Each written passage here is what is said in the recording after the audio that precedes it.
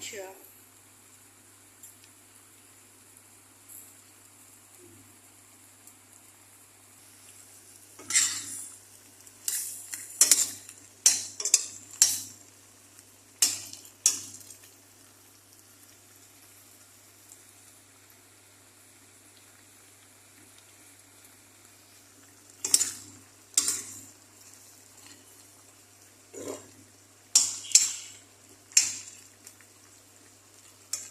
Asahan natin.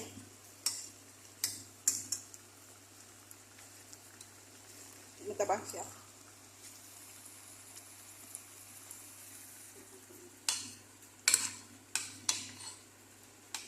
Itatak natin doon sa kanin.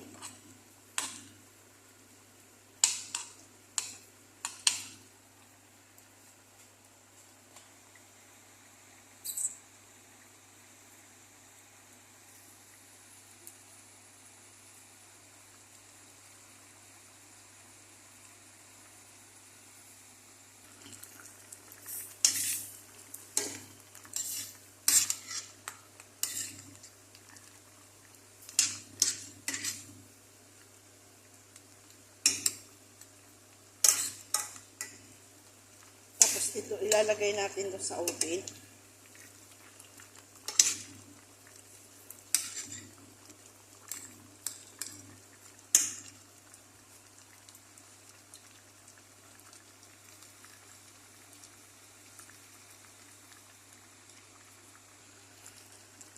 Linagay ko na po yung pinakuluan natin na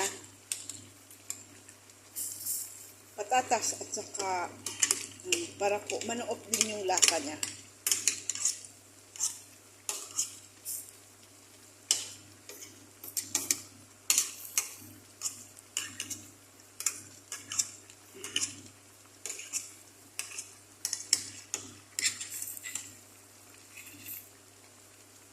Diba? Ganun po ang pagluto ko. Tapos po, i-oven natin siyang konti. Pag konti na lang ang sabaw niya.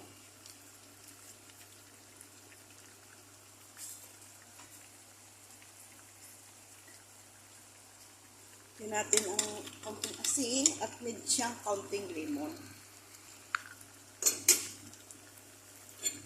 Yung lemon gusto tayo dito.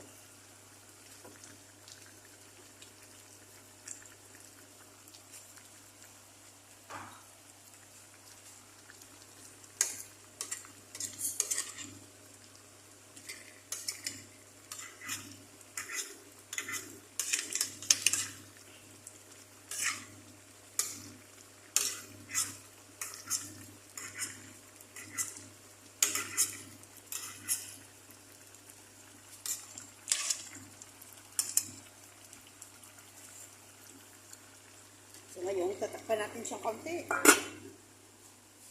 Ito po.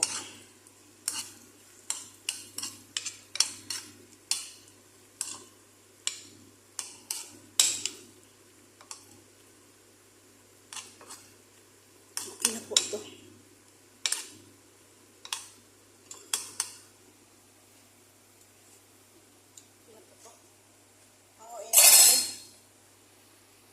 Ayan na po ang ating kanin. Tapos yung niluto po natin hipon, ilalagay po natin dyan sa gitna.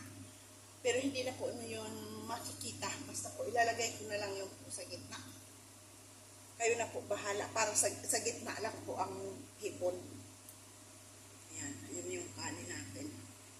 Yung paggawa naman natin ng kanin, ginisa ko sa yung munggo split po, iginisa-gisa ko. Pero wala po siyang sibuyas o bawang, no? Gisa-gisain lang po sa kaunting mantika yung munggo. Tapos, pag malambot-lambot na po, hapok na yung munggo, ilagay na po natin yung kanin. At saka lagyan na rin po natin ng kaunting tubig, asin, cumin, at saka po turmeric. Yun lang po.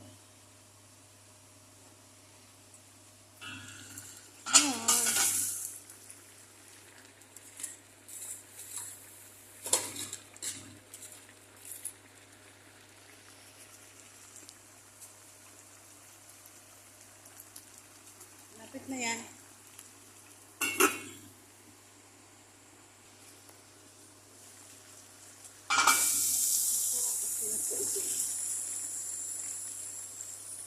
Kailangan, konti pa po.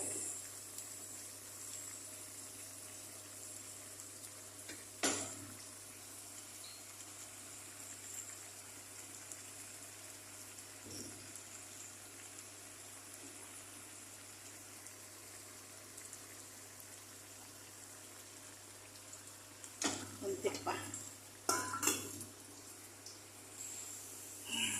Tama na po ito.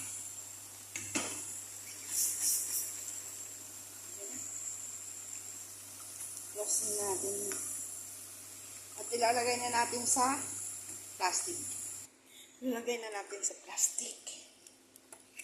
Dahan-dahan.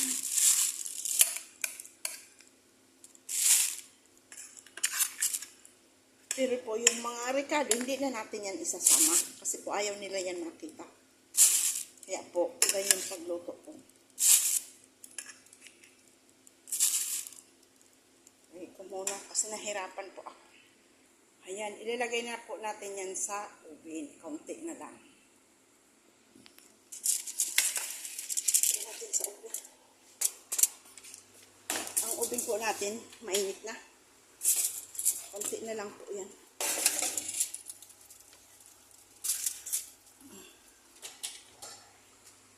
So, ayan pa yung mga rekado natin. Hindi na natin sinama. Kasi ayaw nila yan na nakikita. Ito naman po karne ito.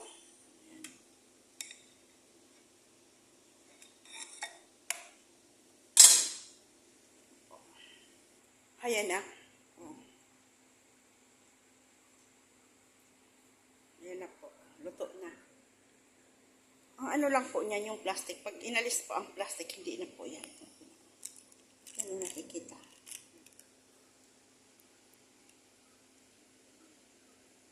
Ha? Ayan na po ang ating rice. Okay na siya. Hahanguin na natin.